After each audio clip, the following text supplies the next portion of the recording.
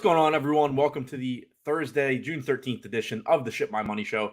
I'm your host, Adam Scherer. You can follow me on Twitter at ShipMyMoney DFS. And we have a split slate today, two relatively short slates, 4 games on the early slate, 6 games on the night slate. I'm going to walk through both of those on this show, so you can come back to this show later today. I will post the time that the second slate, the timestamp for the second slate, when I finish up the video and figure out where that is. So come back, check it out later today if you don't feel like watching the second part now, or if you want to recap or whatever it may be. But going to walk through both slates here. Going to try and get us out with plenty of time to make lineups for the early slate. No weather concerns. It doesn't really look like for today, at least right now. Obviously, it is getting into summer, so sometimes you do get storms kind of popping up out of nowhere, but doesn't seem like that's going to be a concern right now. So we can just walk through both of these slates. As always, if you have questions, throw them in chat. Choke Hold'em asked if I ever set exposure caps in MLB. The broad answer is no. I don't think it's a crazy idea. I think it really depends on how you go about building your lineups. I actually kind of touched on it in the first video that I'm going to be putting out on the new Endgame site. But it's really just, it comes down to your process. Like the way I handle everything, I end up not really needing to, because I don't run into an issue where I have like 80% of some hitter. If you are running into that issue, there are ways that you can do it that are reasonable, whether it's around like optimal percentage or less ideally, like arbitrarily or something like that. But it's not a crazy idea. I personally don't need to do it. It's just one of those questions that it really depends on exactly what you're doing.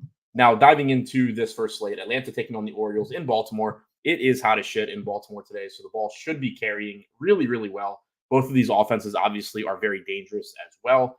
Reynaldo Lopez going for the Braves. Cole Irvin on the mound for the O's. Because it is a 4-game slate, they are both getting ownership. Lopez pulling 22% ownership. Irvin projected for around 19. Their optimal percentages show up in that range as well, actually going a little bit under-owned technically, according to my data. So this speaks to the lack of pitching on the slate and just the slate size in general. But these are not good pitching conditions. It is hot and humid. Wind is also blowing out to left field. So really, really good hitting weather. But two, good enough pitchers for a 4-game slate. Reynaldo Lopez this season striking out 24.8% of hitters, 3.72 xFIP. Again, brutal matchup against the Orioles, though. Cole Irvin striking out 16.7% of hitters, 4.22 xFIP. We know he's not a great strikeout guy, but he doesn't walk a lot of guys.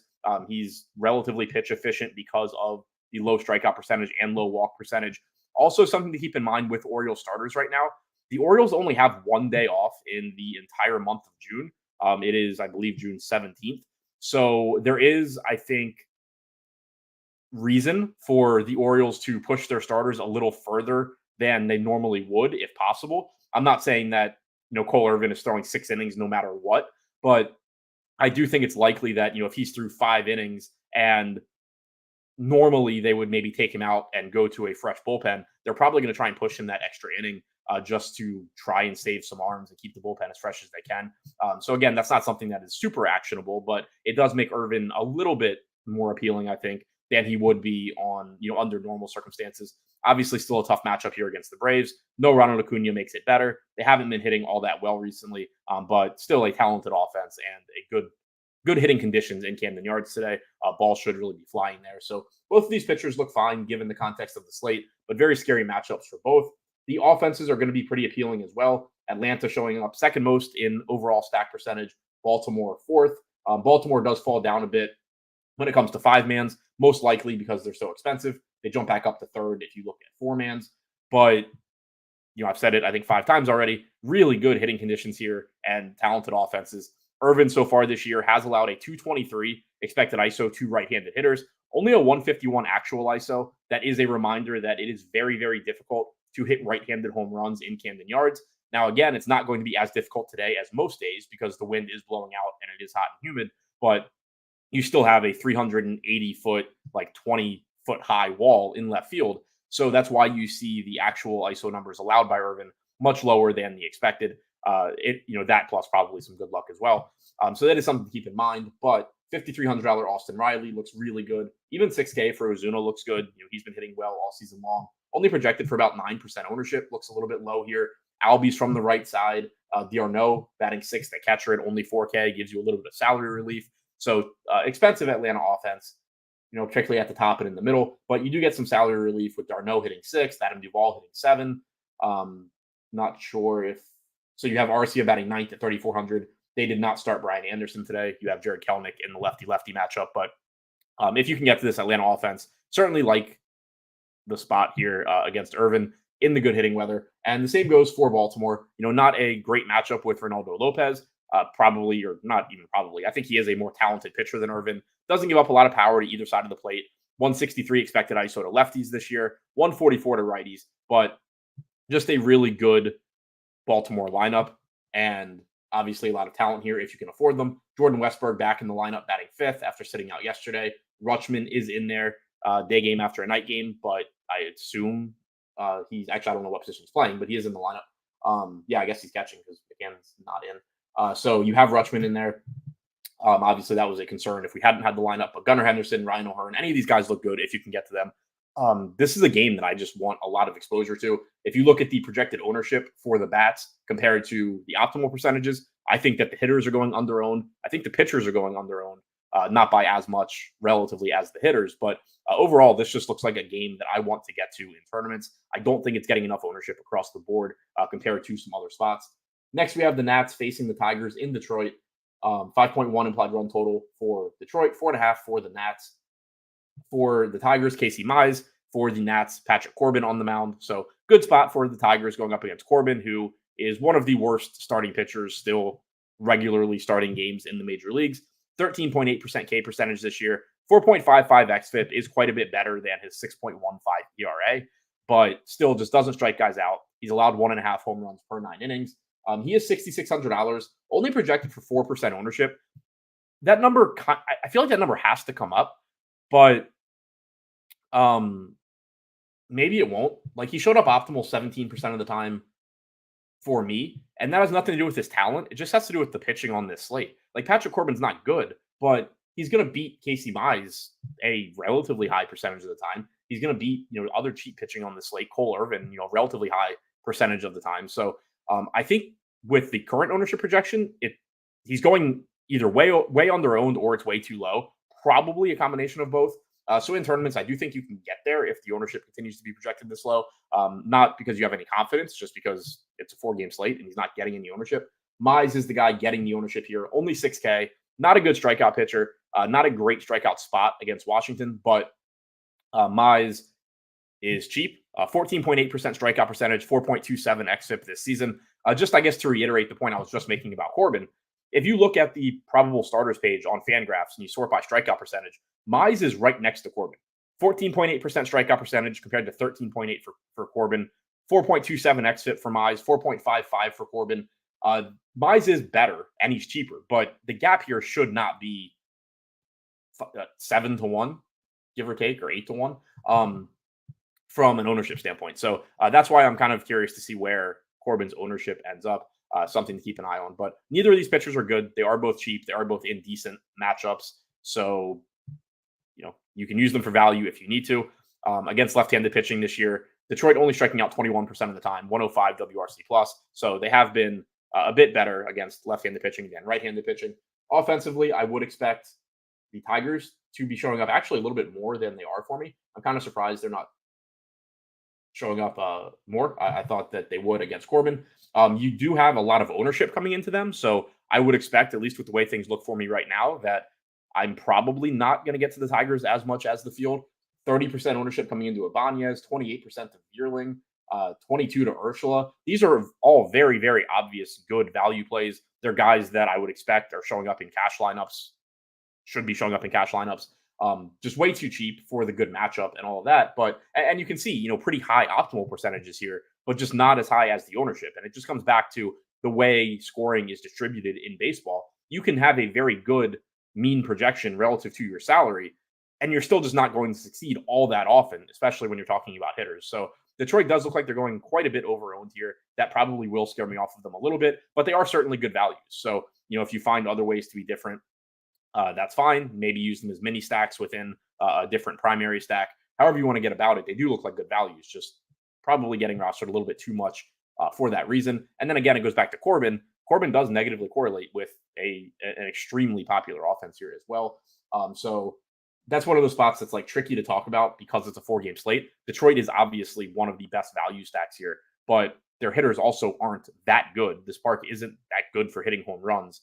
So when you think about what you actually need to win a DFS tournament, it's not, your $3,300 guy to score 12 points. It's your guy, regardless of salary, to score like 20. So that's why you see that gap in ownership and chances of actually being optimal for these Tigers bats.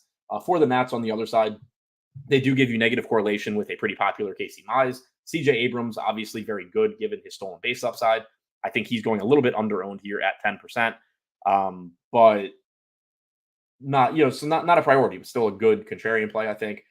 Lane Thomas hitting second at 4,300 looks fine. Joey Meneses, 3,200 batting fifth. So you do have some value in this Nats team. Their overall pricing isn't all that different from the Tigers. They are a lot lower owned.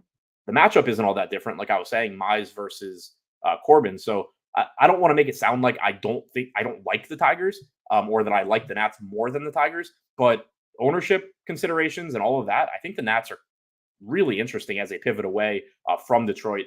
Looking at Corbin splits this year, has a lot of 239 expected ISO to righties. That power is there. They are playing in Comerica Park, though, which obviously isn't ideal. Mize has given up more power to lefties, as you would expect. 180 expected ISO, only 128 to righties. So again, I think Mize is the better pitcher than Corbin, but I don't think the gap is that big. Larry C said, "What's Endgame Syndicate? New site."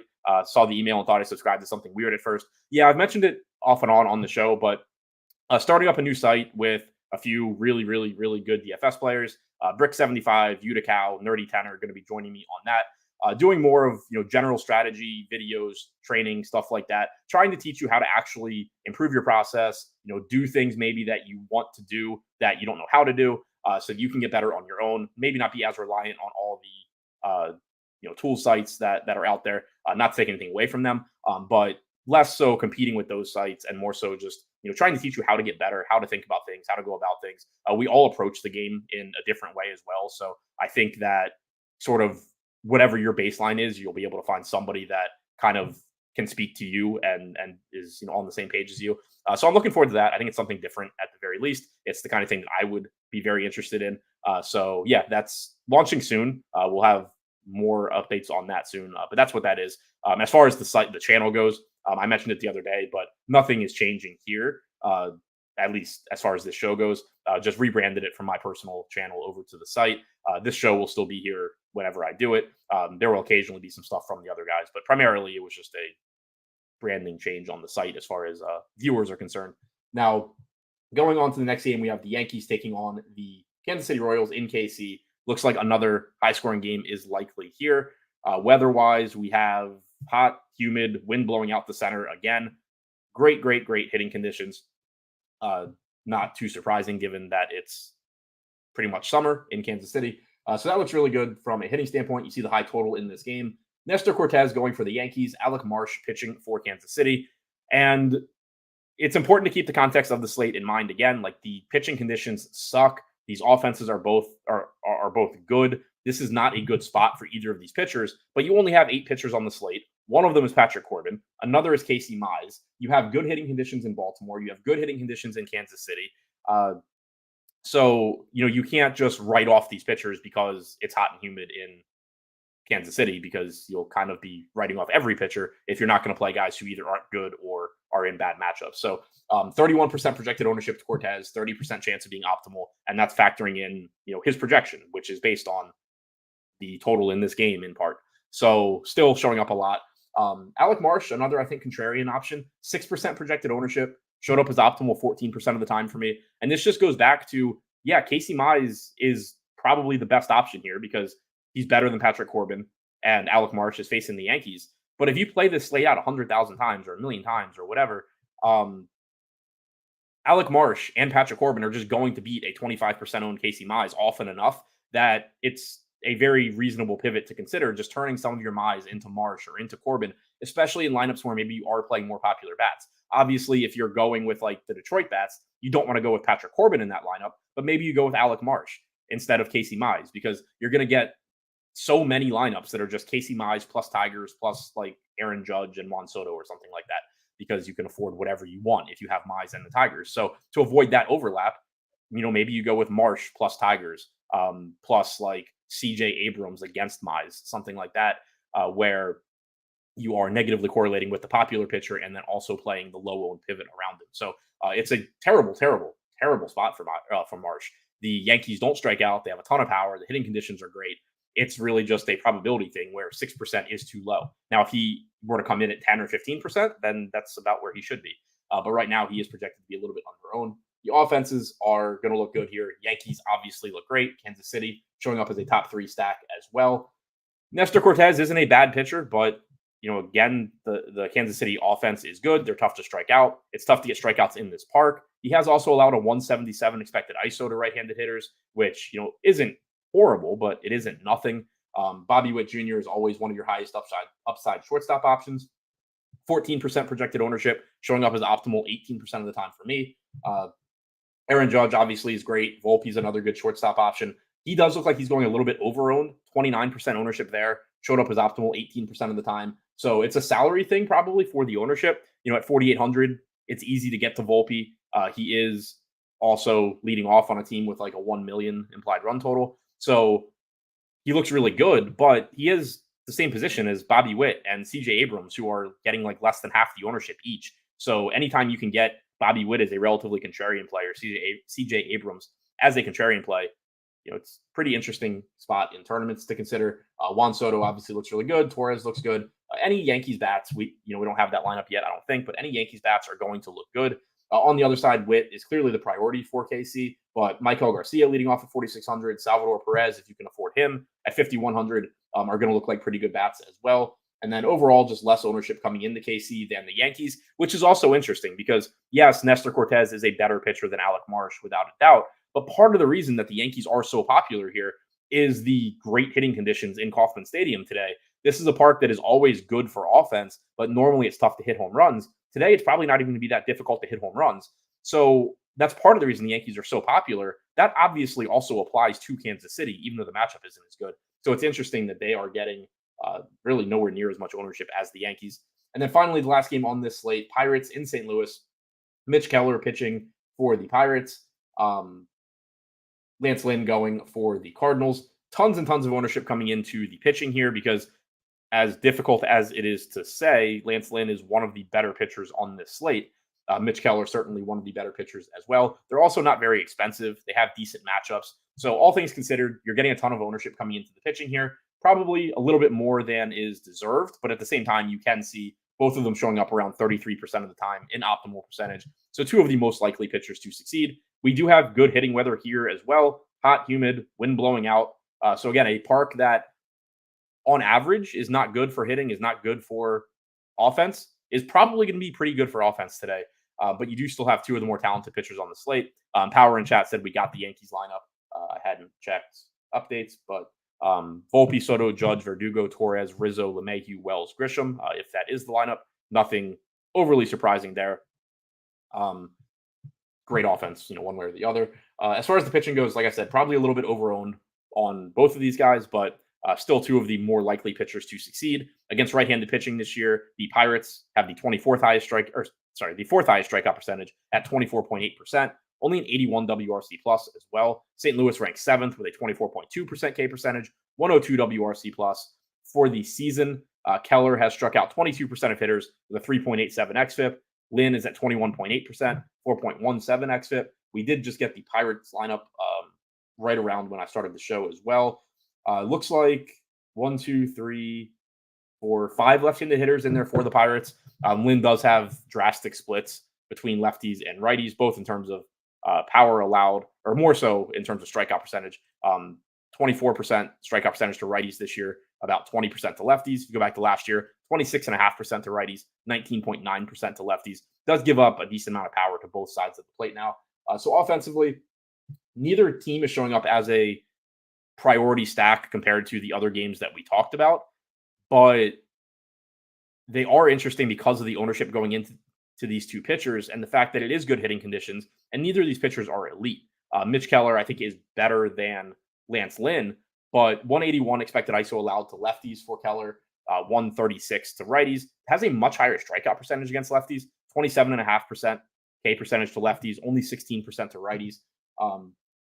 We don't have a Cardinals lineup yet that I know of, but oh no, never mind, we do. Nolan Gorman batting cleanup at 3,900 is going to look really good here, given the power numbers that Keller gives up and the fact that Gorman is just a really good power hitter that for some reason is never priced up like he should be. Goldschmidt, Arenado, obviously not hitting like they have in the past, but they're also cheap. Alec Burleson, very interesting value play at 3,400 batting second. Just not much ownership coming into this team either. So that combined with the negative correlation against Keller makes them interesting in your larger field tournaments. And then the same goes for the Pirates. Their lineup just came out, so it wasn't. I didn't have it when I ran these lineups before the show. Connor Joe is not in, but Brian Reynolds is in. O'Neill Cruz is in. Ke'Bryan Hayes is in. McCutchen is not in. Gonzalez is not in. Grandal is in. So really, regardless of what the lineup was, you were going to have interest because of the negative correlation with Lynn. It's not the best lineup. I would prefer to have Joe. I would prefer to have McCutchen. But Hayes, Reynolds, Cruz, you have Olivares batting cleanup, a cheap Rowdy Tellez hitting fifth.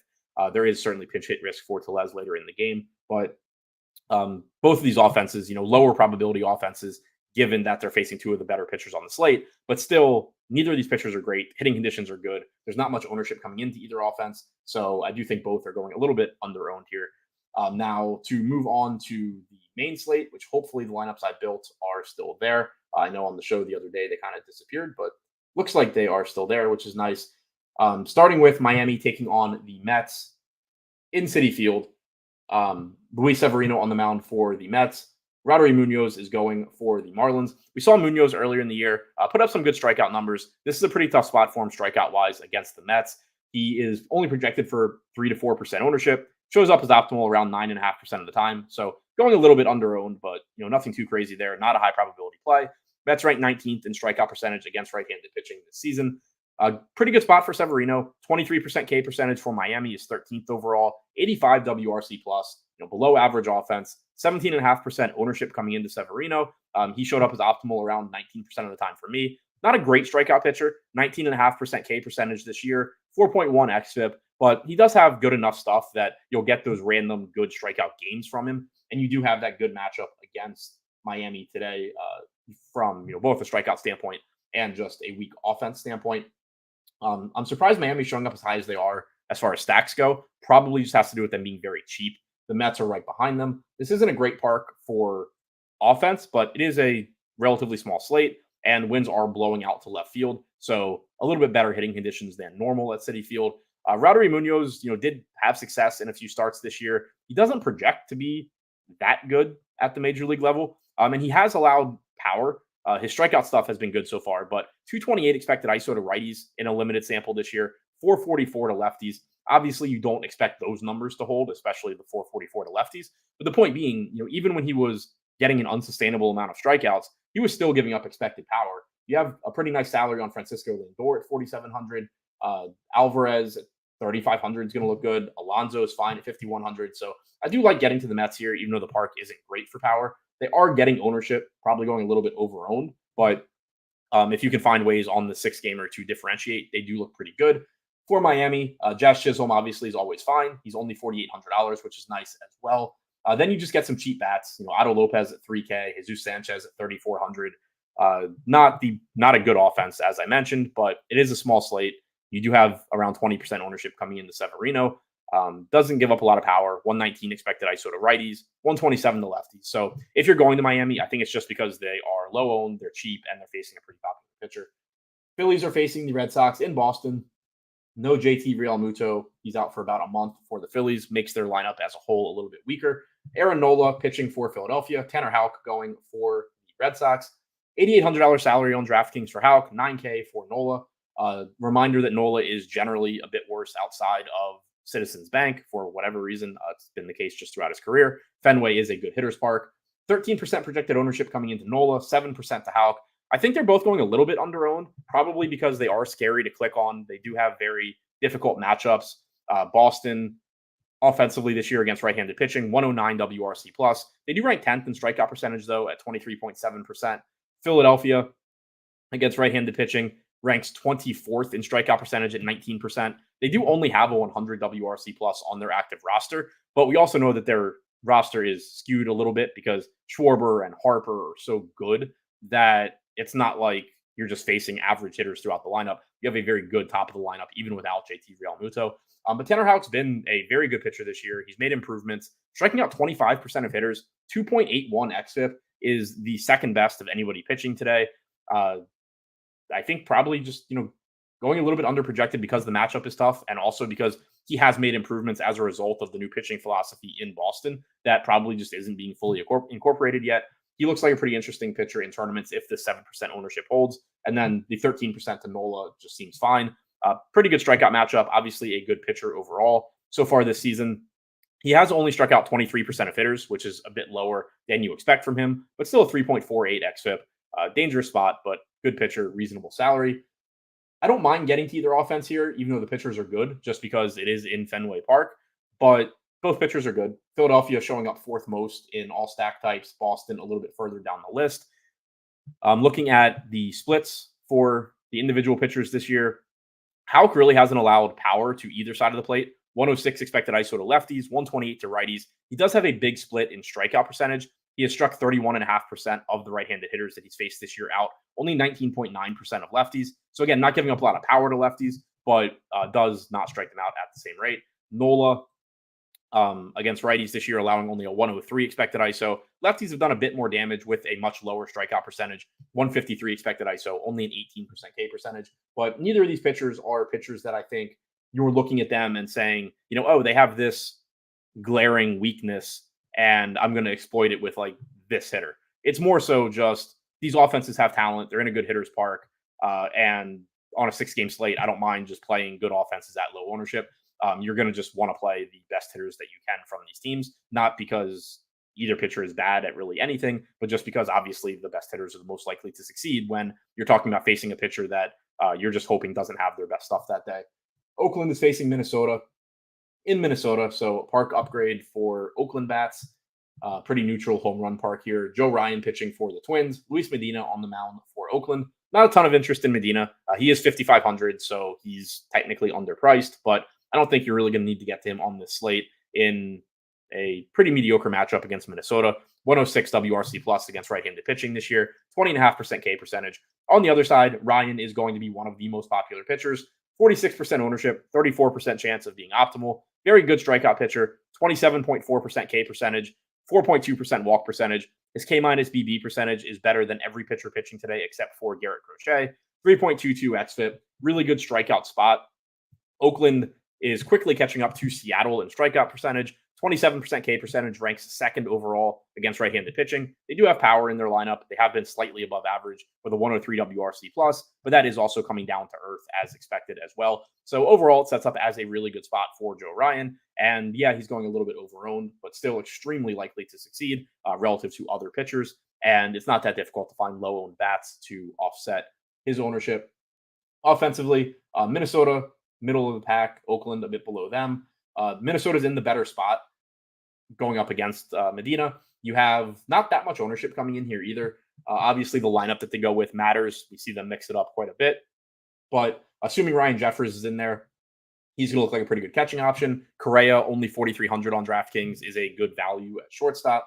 Willie Castro, if he's batting in the middle or at the top of the lineup, is going to look pretty good. If he's batting ninth, I'm not going to like it as much at 4,200.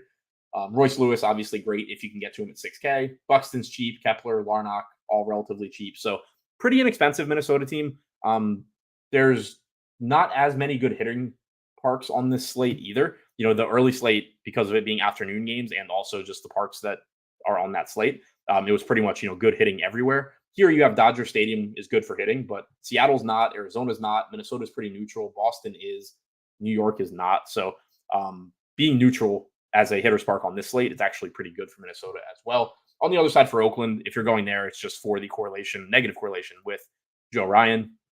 He has allowed a 165 expected ISO to lefties, 182 to righties. If you want to get to some Brent Rooker, some Shea Langoliers, those guys obviously have enough power and enough talent to do damage. It makes sense in lineups where you're not going to Ryan to just say, okay, well, I'll just take a really high upside catcher. If he hits, 2 home runs, I'm in really good shape, and the field isn't because they have Ryan. So it makes sense in lineups like that. Obviously not a guy that I'm actively looking to target, though, outside of correlation considerations. Angels facing the Diamondbacks in Arizona. For the Diamondbacks, we have Brandon Pfaadt. For the Angels, we have Griffin Canning. Griffin Canning is $5,000. I really don't know why. Like, he's not been good this year. There's no doubt about it. 15.5% K percentage, 4.97 xFIP. Not a good matchup against the Diamondbacks. They're going to probably have plenty of left-handed hitters in this lineup, and that's really been Canning's weakness this year, is left-handed bats. So I'm not even advocating for like playing a lot of Griffin Canning. He is going under-owned and is underpriced. He just shouldn't be 5K. Like, he should be 6K or 6,500. He's a major league pitcher. But lefties this year really have done the most damage. 233 expected ISO, 388 expected WOBA for left-handed hitters, 136 expected ISO, 294 expected WOBA for right-handed hitters. If for some reason we get a right-handed heavy Diamondbacks lineup, then circle back and maybe look at Griffin Canning a little bit harder. But assuming we get the D-backs lineup that, has Ketel Marte and Carroll and McCarthy and, just left-handed bats in this lineup, especially towards the top, Canning's not going to be that interesting, even though he is underpriced. Brandon Pfaadt looks pretty good at 7,400. This is a good pitching prospect. He's having a solid season. The matchup against the Angels is much better for right-handed pitchers than lefties. 22.2% K percentage, ranked 16th. 93 WRC plus is below average. Pfaadt himself has struck out 23.4% of hitters this year, only walking about 4.5%, 3.62 xFIP. He's just a good pitcher in a pretty good spot at a good $7,400 price tag. I think the ownership is pretty much in line with his chances of being optimal on DraftKings. Offensively, Arizona right now showing up as the top stack against Canning. Angels actually showing up second most as well, which is kind of surprising to me, but also they just show up a lot for me. So I think it has to do with pricing and positions. For the Angels, like, you get Rengifo with multi-position eligibility and stolen base upside and some power. He's projected to go a bit under-owned here. Reasonable price tag there. If O'Hoppy's in the lineup, that's a catcher that has some power. He may not be in the lineup today, though, which would certainly make the stack less appealing. So I think it's just a pricing thing, why the Angels are showing up. I certainly don't like them as much as I like the Diamondbacks. Pfaadt is, like I said, a pretty good pitcher. Only a 121 expected ISO allowed to righties this year, 28% K percentage. Lefties haven't struck out as much, only about 19% of the time, but a 151 expected ISO. The Diamondbacks are the team that is obviously easier to make the case for. Ketel Marte, Corbin Carroll, Jock Peterson, all from the left side. Perdomo would be hitting left-handed. Not a ton of power there, but he would be hitting left-handed. Jake McCarthy's left-handed and has speed. And then the righties in this lineup, while Canning hasn't given up as much power to righties, Christian Walker is really good and has a ton of power. I don't mind getting there. Gabby Moreno is cheap at catcher. Certainly no issue going to him as part of a stack. Gurriel's got some upside. So does Suarez. So the lefties look better than the righties here, but really top to bottom, this Arizona offense gives you a lot of upside in a pretty good spot.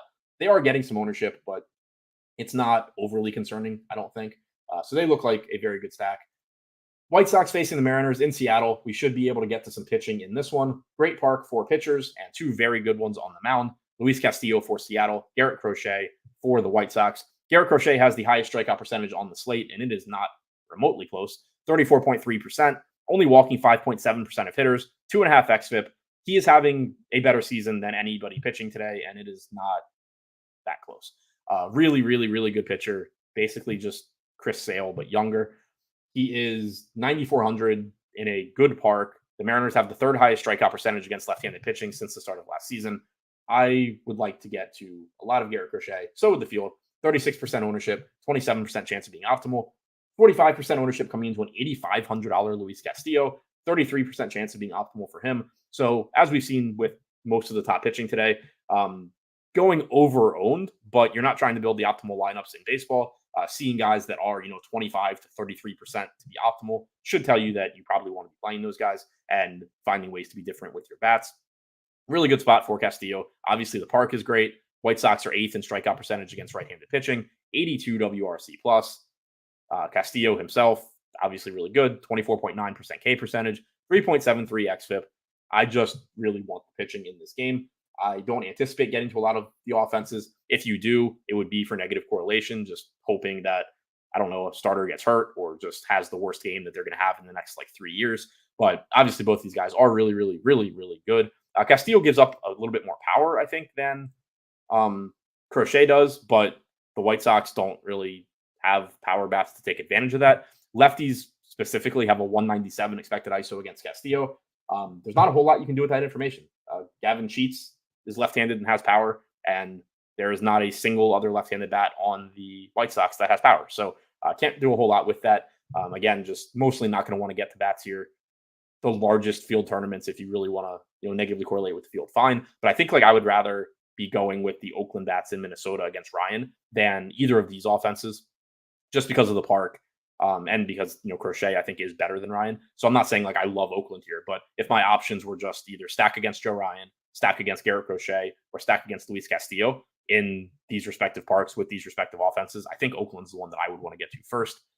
And then finally, we have a good hitters park here. Texas facing the Dodgers. Do not know who's pitching for the Dodgers. It was supposed to be Yamamoto, and that's who was projected when I ran everything, but it's not Yamamoto. Dave Roberts said that they're going to push his start back because he threw 100 and something pitches last time.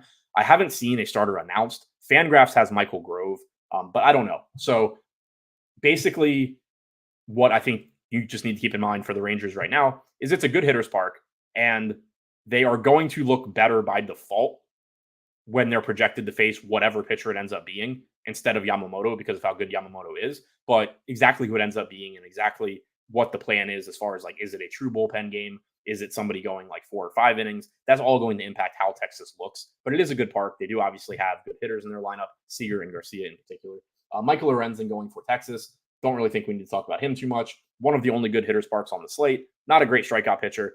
Horrible matchup. Dodgers just one of the most difficult teams to strike out. And also 123 WRC plus against right-handed pitching. So I don't really see a reason to be getting to Lorenzen. The Dodgers are going to look good if you can afford them. Middle of the road as far as stacks go, probably because of their pricing. But Lorenzen's not terrible, but not somebody that I'm shying away from Dodgers bats against. He has really, really struggled with righties this year in a small, but not the smallest sample. 14.4% K percentage, 249 expected ISO allowed, 412 expected WOBA. Since last year, those reverse splits have been there as well. 14.9% K percentage with a 202 expected ISO against righties, 20.8% K percentage, 161 expected ISO against lefties. So I'm not saying not to play Shohei Ohtani. Obviously, he's not your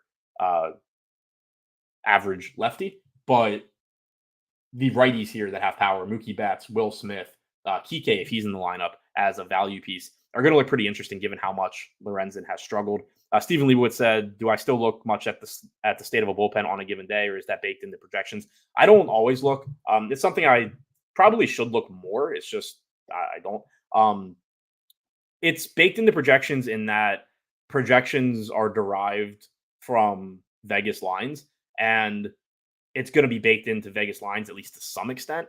It's not like you're getting lines that are just, like if you think of it in the extreme where that a bullpen just has essentially nobody available because they had a 30 inning game yesterday or whatever, like some extreme like that. The line would, the implied run total for the opposing team would be higher because there's an increased chance that they're going to add on runs later in the game. I do think that there is probably an advantage in DFS if you just get in the habit of looking at it and noticing, oh, they had, 5 pitchers throw 30 pitches apiece yesterday. If the starter gets in trouble here, there is a better than usual chance that you're going to add on. I think there probably is an edge there as far as it's just not baked in as much as it could be, especially from a DFS standpoint. But yeah, I don't look at it as much as I should. If I do happen to notice, if I'm following a game, like it happened the other day, I had giant stacks against the Diamondbacks, and I happened to notice that the Diamondbacks had 3 pitchers throw 30, 70, 50, and 35 pitches. It was easy to remember the next day, hey, the Giants, if they get to the starter, are going to be in a really good spot here. But yeah, it's something where I think if you wanted to do it, it's not going to hurt you to at least know and use it as a tiebreaker, or maybe make small bumps to offenses facing dead bullpens.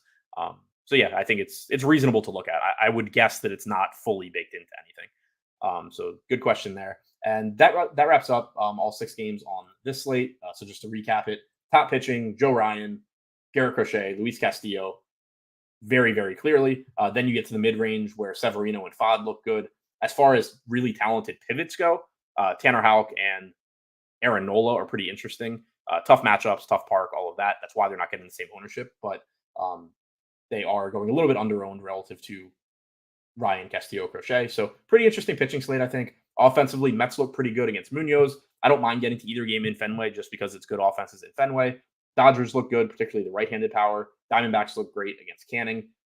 Minnesota not showing up as much as I thought. I think they look pretty good. And then the Angels showing up more than I expected. I don't think they look that good, but I obviously just always trust the stuff that I end up running. So wouldn't be surprised if I end up on the Angels and not the Twins. But that's all I have for you today. No show tomorrow. Have stuff to deal with in the morning. But I will be back next week. I will tweet out the actual schedule when I have a better idea. But thanks again for checking out the show, and good luck on your lineups tonight.